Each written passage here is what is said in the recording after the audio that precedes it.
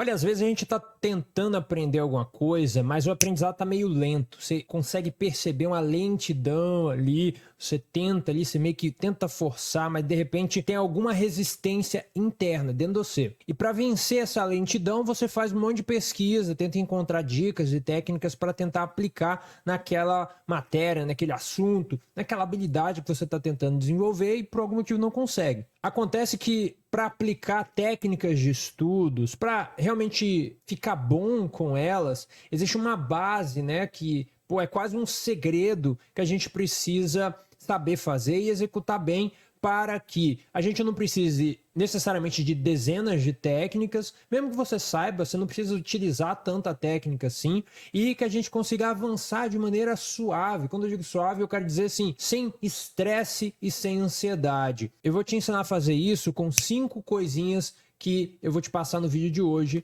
e eu vou te passar tudo isso depois da vinheta. Fala, estudante, tudo bom? Meu nome é Adriano e aqui nesse canal você aprende práticas autodidatas para o seu aprendizado ficar melhor, sua memorização ficar melhor, e eu também falo um pouco de ciência do aprendizado e metacognição. E a primeira dica do vídeo de hoje é o seguinte: tenha um objetivo de aprendizado, tá? Isso daqui, olha só, eu coloquei na primeira dica, mas isso costuma fazer as pessoas fugirem dos vídeos, tá? Ninguém quer mais saber, todo mundo fala disso, mas fica só uns minutinhos aí que a gente passa para as próximas dicas, mas aqui tem algumas coisas essenciais que, se você não estiver fazendo, eu recomendo que você comece a fazer. Você sabe exatamente o que você quer aprender? E a resposta não pode ser, eu quero aprender matemática, eu quero aprender português. Não pode ser isso. Olha, isso é essencial. Primeiro tem uma ideia, algo que você quer. Depois você precisa fazer uma pesquisa, tá? Depois você planeja. O problema aqui é que muitos estudantes ficam nessa de eu quero aprender uma coisa muito genérica, aí eles ficam anos estudando aquela coisa e não saem do lugar. Quantas pessoas estão estudando inglês até hoje, sabendo gramática a rodo e não consegue falar, não consegue entender o cara um filme sem legenda? Sabe por quê? Porque não tem essa coisa clara. E, é claro, as ações após para alcançar essa coisa. Ó, não pode ser muito genérico, como, por exemplo, quero aprender português, literatura ou matemática. Não pode ser assim, tem que ser específico. Eu vou te dar um exemplo aqui e você pode copiar esse exemplo para você, tá? Então, já merece uma curtida. Não pode ser porque o objetivo de aprendizado cria uma âncora estabelecendo o ponto final do projeto de aprendizado. Ao final do projeto, vou ter chegado no ponto B. Se você não tiver um ponto B, você vai em perpetuidade caminhar aí nessa escada do aprendizado que não tem fim, né? Mas como criar bons objetivos de aprendizado? Preste bem atenção. 1. Escreva perguntas que facilitam o aprendizado, tá? Você pode fazer isso comigo agora, tá? Faz aí, anota alguma coisa, papel ou um aplicativo. O que de fato irei ter que aprender? Você sabe? Ó, vou aprender desenvolvimento web, né? É a afirmação genérica. E aí você esclarece. HTML, JavaScript, PHP e CSS. Mas pausa. Você entende que HTML é grande? E aí você pode, beleza. É a ideia, né? Aí você de novo volta, faz uma pesquisa e entende o que você tem que dentro de HTML, o que você tem que aprender, tá? Adriano, isso é muito complicado. Complicado é passar meses estudando alguma coisa e desistir depois. Isso é complicado. Vale mais a pena você sentar uma tarde e fazer um bom planejamento para executar, e aí as coisas vão acontecer com mais facilidade. O que eu tenho que ser capaz de fazer ao final desse curso, leitura, aula, estudo? No HTML, por exemplo, criar uma página com cabeçalho e rodapé dizendo tal coisa, apresentando tal imagem, tá certo? Adriano, como que eu vou saber isso? Você pesquisa. Pesquisa. O que uma pessoa faz com HTML? O que a pessoa faz com matemática? Olha essa coisa, ninguém pesquisa isso. O que a pessoa faz com matemática? E aí você vai ver vários vídeos das pessoas fazendo. Ah, responder exercício. Será que é? Você já pesquisou e viu aí o que um matemático faz lá no laboratório? O que costuma acontecer? Quais são os desafios do trabalho de uma pessoa que faz isso? Vale a pena você pesquisar porque você consegue tangibilizar o resultado de tanto estudo que você faz sem saber o porquê. Essa pergunta é importante, pois você precisa escrever uma ou mais categorias. Adriano, categoria de quê? Categoria de conhecimento. Não sei o que é isso. Categoria 1, procedural, conhecimento procedural. Categoria 2, conhecimento contextual. Categoria 3, conhecimento declarativo. O que é isso? Ó, eu preciso estudar matemática, né? Que é a afirmação geral. Procedural, os passos do procedimento. Então, o que eu preciso saber, os passos que eu preciso saber em matemática. Então, em soma, em adição, eu preciso saber como fazer o cálculo das parcelas, tá? Declarativo, saber os fatos. Eu preciso saber o que é uma parcela. Preciso saber quais são as maneiras de denotar, né, os ícones que representam a adição, tá certo? Parcela, soma, adição, etc. Contextual, saber o contexto em volta do conhecimento. Então, olha só, eu tenho 2 vértices dentro de um gráfico lá. Eu consigo somar os 2 ou não? Eu tenho 2 linhas que estão paralelas. A linha 1, ela tem esse número, a linha 2, eu tenho que somar?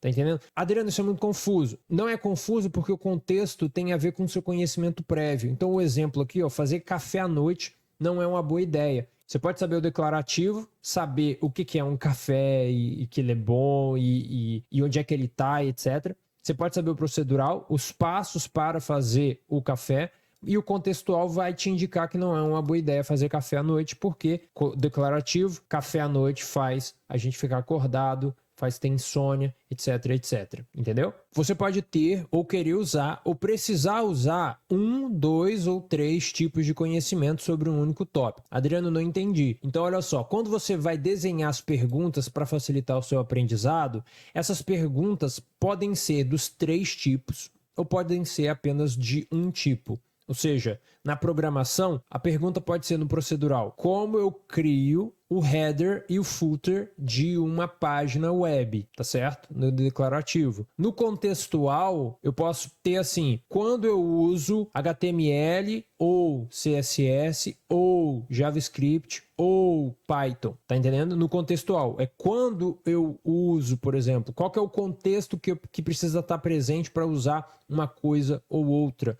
Ou se eu usar o CSS vai estar errado a coisa, tá?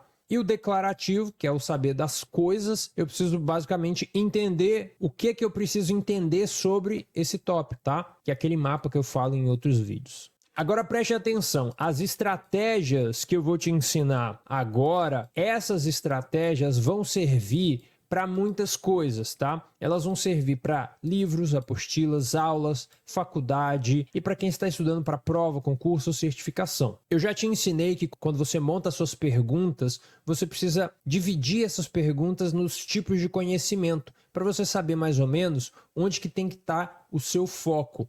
Agora tem um outro tipo de divisão, que são estratégias de curto prazo e estratégias de longo prazo. As estratégias de curto prazo servem para consumir, entender, organizar as informações, e a estratégia de longo prazo serve para manter, revisar, treinar o conhecimento adquirido. Adriano, não entendi. Olha só, quando a gente pensa assim na estratégia de curto prazo, vai ser aquelas coisas mais imediatas, tá? Então, por exemplo, o planejamento semanal é do curto prazo. Por quê? Eu preciso saber o que eu vou estudar hoje, o que eu vou estudar amanhã, como que eu vou estudar essas coisas. Mas no longo prazo, você quer o quê? Tá sempre de olho no objetivo. O objetivo lá mais geral é aprender programação. Mas aí o objetivo mais específico, ele está dividido ali entre o procedural, o contextual e o conceitual. Entende? Então, esse tipo de análise vai te ajudar a sempre estar no caminho correto, sempre estar no melhor caminho, eu deveria dizer, porque por meio dos ajustes você vai mudando ali de caminho quando você percebe, né? Pô, errei aqui, errei ali, tá certo? E eu acho que ficou claro, né? Mas vale a pena você se planejar para os dois. Não tenho tempo, faz para o curto prazo, tendo tempo, faz para o longo prazo, mas o curto prazo, sem o longo prazo, você corre o risco de não saber exatamente para onde que você vai, ou se está dando certo ou se está dando errado, tá? A dica 2 que eu separei para você é divida as sessões de estudos de cada mês. Como assim? Se você fizer apenas as coisas mais urgentes do dia, você vai precisar, preste atenção, se planejar por 365 dias do ano, tá certo? Então, 365 dias, você vai estar lá, o que eu vou estudar hoje? Aí amanhã, nossa, o que eu vou estudar hoje? Tá entendendo? Você vai estar assim. Se você fizer o planejamento da semana, você vai precisar se organizar apenas 54 vezes por ano. Olha só que interessante. 54 vezes. Então, o que eu vou fazer essa semana? Aí você anota. Semana que vem você tem que preocupar com isso de novo, mas durante a semana você só executa. Mas se fizer o planejamento mensal, você só vai precisar se organizar 12 vezes por ano. Esse mês eu quero chegar nesse e nesse ponto. Acabou. Aí você, durante os planejamentos da semana, você já consegue ali chegar mais próximo desses objetivos. Eu recomendo que você se esforce para fazer os planejamentos mensais de estudos. Como que você faz isso? Nesse mês o que eu vou estudar? Como que eu vou estudar essas coisas? E onde pretendo chegar estudando dessa forma, que é o objetivo de longo prazo. Pergunta simples que você pega um papel e uma caneta e escreve e consegue a resposta. Ah, criei o planejamento no papel. E aí você precisa organizar para não perder. Você organiza nessas ferramentas aqui. Trello, Notion, Google Docs e o Xmind. Eu tenho que escolher um?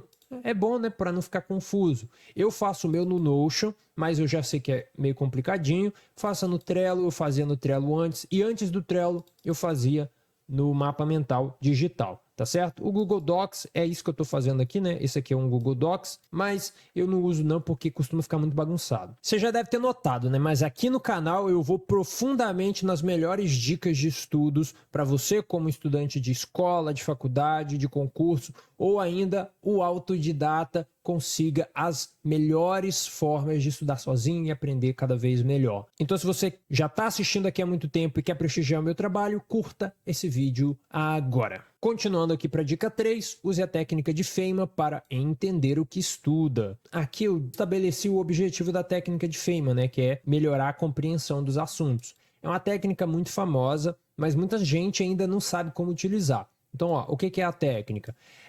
Esse livro aqui, você vai ter ali uma explicação melhor de o que é a técnica, se você quiser entrar mais nisso, mas é uma técnica que tem um procedimento bem simples de você usar e que tem por objetivo esclarecer para o usuário os buracos no aprendizado dele. Adriano, não entendi. Olha só, quando você está estudando, existe um problema com o material, com todos os materiais. Qual o problema?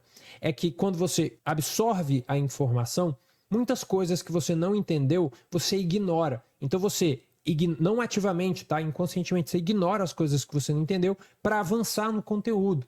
E a gente não quer ter esses buracos no aprendizado quando a gente precisar deles no futuro. Então a gente faz o Feynman, a gente tenta esclarecer, meio que mapeando mesmo todo aquele conteúdo para que quando a gente voltar nossa atenção para os tópicos que compõem o conteúdo, a gente consegue observar. Isso daqui eu não entendi, isso aqui eu não entendi, isso aqui eu não entendi. Eu entendi quase tudo, mas isso e aquilo não entendi.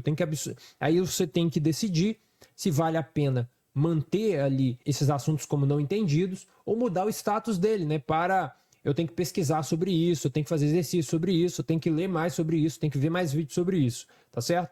Se você não fizer essas coisas, o buraco de um tópico específico vai ficando cada vez maior, porque você não fez o trabalho necessário para compreender aquele assunto, para ficar bom naquele assunto. Continuando aqui, a função dela, da Feynman, é fazer você entender melhor o que você está estudando, tá? Então, como que você vai usar? Eu separei aqui alguns passos. Passo 1, consumir a informação, isso aqui normalmente você faz. Passo 2, fazer o output tentando explicar o que eu acabei de consumir. Então, ó, você pode fazer isso em voz alta, você pode fazer isso anotando, você pode fazer isso no mapa mental. Tem que fazer nos 3? Não, você faz no que você achar melhor. Você faz o output porque você quer ver ali o que ficou na sua cabeça. É claro, você não vai fazer o output, que é botar para fora, lendo as anotações que você fez. Você não vai fazer o output vendo o vídeo que você fez. Não é essa a função. Entenda a função. É identificar os gaps de conhecimento. Você tem gap de conhecimento, então o que você faz? Você identifica eles para cuidar deles. Passo 3, explicar de uma forma que uma outra pessoa possa entender. Mesmo que essa pessoa não estiver lá, tá?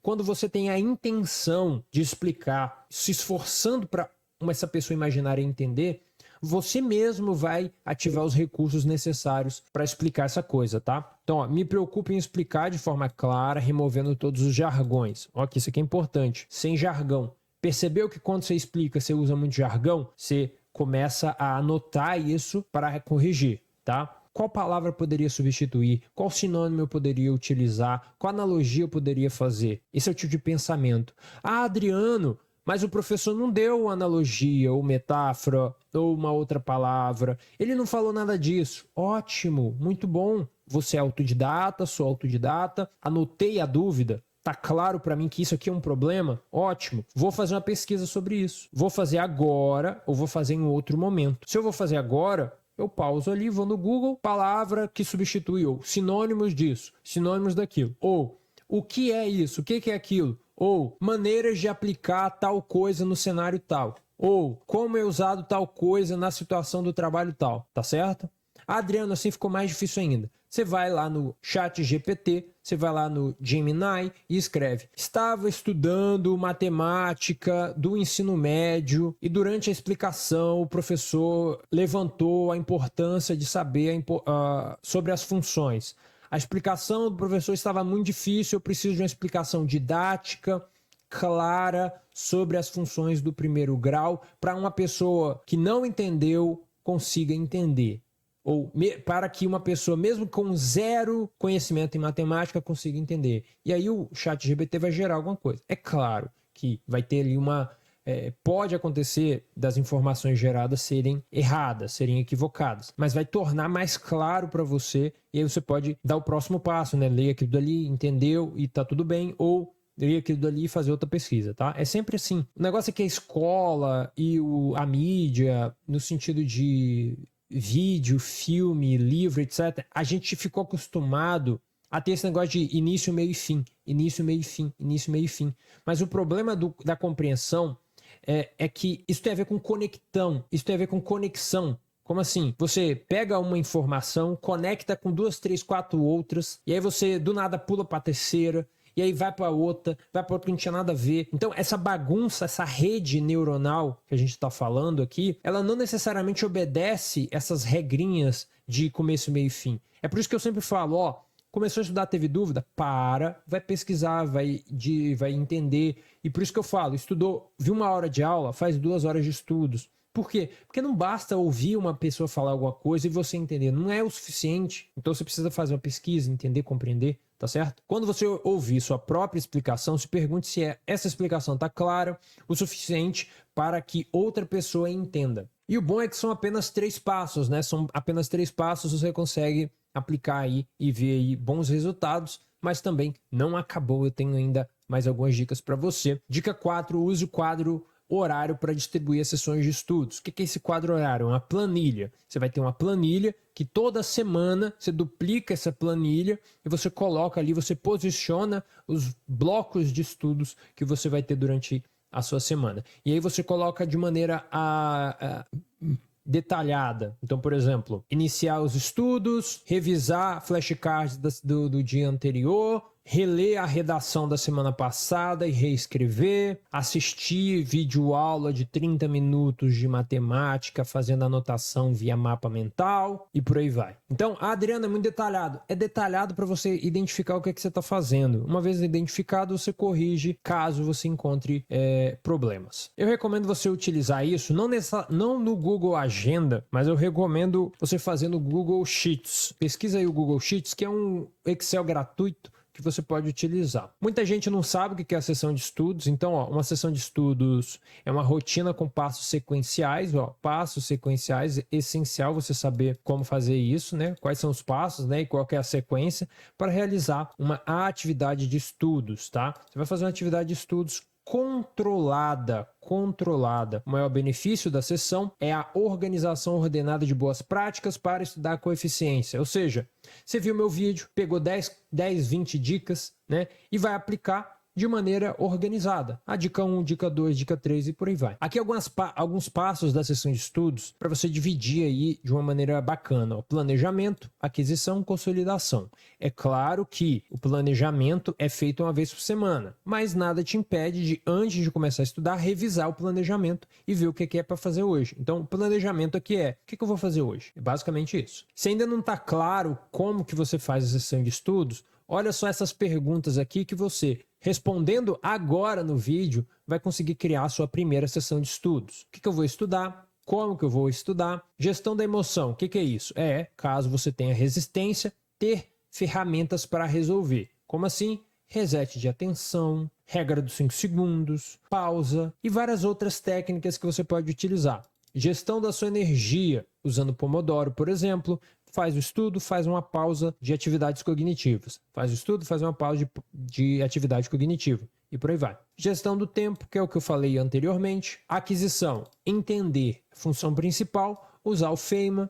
usar a técnica de anotação, tá? Ou seja, qualquer coisa que você sabe os passos, o procedimento para fazer, e que a função dessa coisa é melhorar a compreensão dos assuntos. E aí, em consolidação, o objetivo é memorizar qualquer coisa, qualquer prática autodidata que você conhece, com o objetivo de melhorar a sua compreensão, arquivamento de informações na sua memória. Criar conexões, fazer o pré-estudo, usar a taxonomia de Bloom, fazer leitura sintópica, que são maneiras, né, são técnicas, são estratégias que você pode utilizar para aumentar aí a sua consolidação e também reforçar as informações que já estão ali na sua memória, elas reforçam, né, e fazem com que as coisas ficam mais ainda claras para você, tá? Então essa é a consolidação. Depois, por último, a gente faz a evocação. O que é evocar? Evocar é tirar da memória, ou seja, trago essa informação da memória de longo prazo para a memória de curto prazo, que é a memória de trabalho.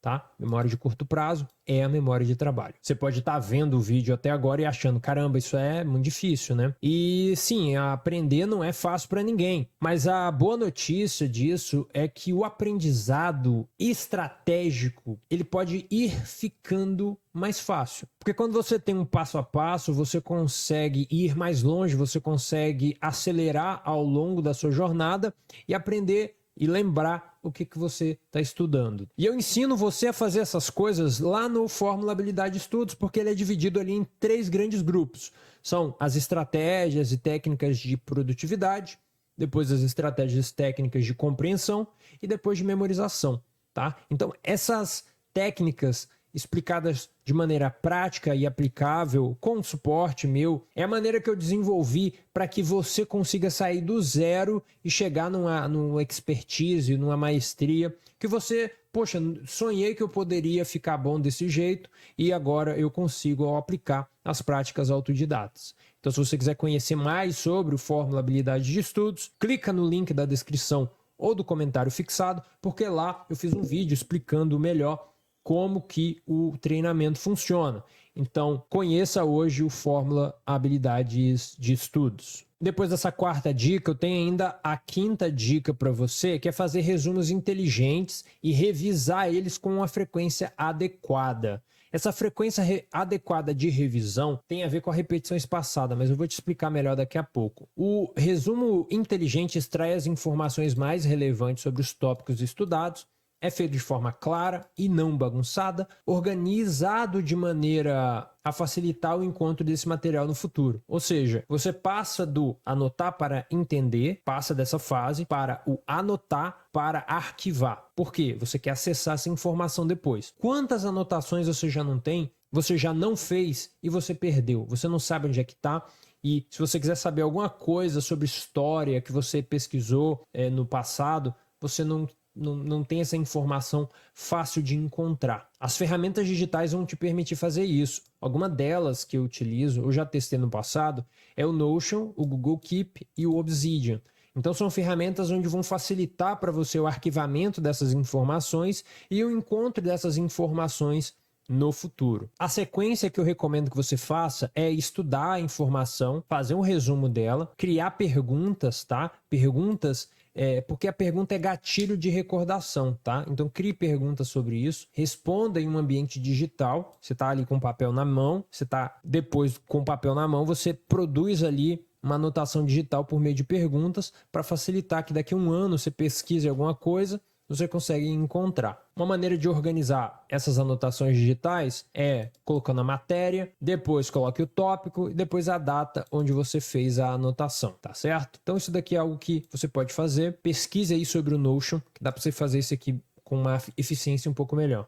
Agora sobre aquilo de revisar com uma boa frequência, que eu falei agora há pouco, eu separei algumas dicas para você. Ó. Não existe, ao certo, um intervalo para fazer revisões perfeito. Não existe porque, a partir do momento que você estuda essa nova informação, você começa a esquecer. Menos de um dia depois, você já começa a esquecer a informação. É algo um pouco triste, mas você precisa lidar com a realidade, então você vai esquecer muito do que você estudar. Exatamente por isso a gente precisa de certas atividades para manter esses conhecimentos na nossa memória. O Pierre Piat tinha escrevido o livro dele de capa azul, ó, eu coloquei ele na descrição, onde ele explica como que você faz para manter essa informação na sua memória por um período maior de tempo, tá? Utilizando a técnica da curva do esquecimento. Então, a ideia aqui é você, ó, tira o print disso daqui, que você vai fazer o quê? Você estudou alguma coisa hoje, em menos de 24 horas você olha para ela de novo, você faz uma revisão em voz alta, por exemplo. E aí depois você coloca uma data nesse grupo de anotação, dizendo assim, ó, daqui 7 dias eu vou revisar. Você pode colocar no Todoist, por exemplo, você pode colocar no Notion ou alguma coisa assim. Depois a cada 14 dias, depois a cada 30 dias. Depois de 30 dias, você simplesmente deixa ali no canto, caso precise, olhe novamente, tá? Então essa aqui é a recomendação bacana que você pode utilizar para manter as informações na sua memória ou reforçar o que você está estudando na sua memória de longo prazo. E aí a gente pode usar essa coisa chamada prática distribuída para otimizar essa sequência. A prática distribuída é aquilo que eu te falei, ó, cada 1 hora de aula você faz 2 horas de estudo, porque a aula não serve para estudar. E no estudo você faz prática distribuída. Não é para você pegar 1 hora de biologia na aula e chegar em casa e fazer 2 horas de estudo novamente. E aí você pode ir vendo as minhas explicações e perguntar, mas o que eu faço então? E aí eu recomendei isso daqui, ó. Primeiro você consome material na aula, por exemplo, faz exercício, depois faz resumo, depois faz FEIMA. Então digamos que você, segunda, estudou 1 hora de biologia, terça fez 30 minutos de consumir o material, quarta fez 30 minutos fazendo exercício, quinta fez fazendo resumo e sexta fez o FEIMA daquele material. Tá certo? Então, são processos evolutivos que fazem com que você se exponha melhor das informações. E aí, otimizando isso, você usa aqui a curva do esquecimento. Ou seja, estudou algo hoje ainda você consome o material quando chega em casa, revisa as anotações realizadas, daqui 7 dias você faz o exercício, tá certo? Depois, em 14 dias, você faz, por exemplo, um resumão e em 30 dias você usa o FEIMA. Percebeu? Você usa a curva do esquecimento em conjunto com a prática distribuída. Isso daqui já é fantástico e eu recomendo que você utilize porque funciona bastante. As coisas que eu te ensinei nesse vídeo aqui são as coisas que precisam ser feitas para o aprendizado acontecer com mais eficiência e durabilidade. Vai durar no tempo, na sua memória, fazendo você ter mais conhecimento e virar um expert nas áreas onde você está estudando ou que deseja aprender. Quando chegar a hora de aprender, de sentar a bunda na cadeira e ler o livro, o que você precisa fazer é, em vez de olhar para a cara do professor e absorver aquela informação como uma esponja, você precisa ser mais ativo, você precisa anotar ativamente, você precisa ver a aula ativamente. E o estudo ativo é uma excelente estratégia de aprendizado para consumir o material, para a gente sair dessas informações que entram no ouvido e saem no outro e entrar em um estado onde você, junto com o material, está ali presente de maneira intencional, lidando com o que está sendo apresentado. Nesse vídeo eu te ensino a estudar ativamente, eu recomendo fortemente que você assista. Eu te agradeço demais pela sua atenção, espero que o vídeo tenha sido útil para você. Bons estudos, até a próxima!